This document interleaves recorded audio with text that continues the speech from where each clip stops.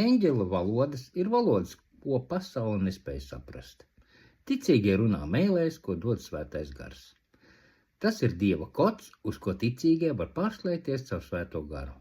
Ticīgie dzīvo garā, ko spēj tie, kas tiec pēc Dieva pazīšanas un ko dod Dieva svētais gars. Dieva mēles nesaprot dēmoni, jo tie nav Dieva garā. Dievišķā pasaulē ir reāla, bet pasaulē to nesaprast.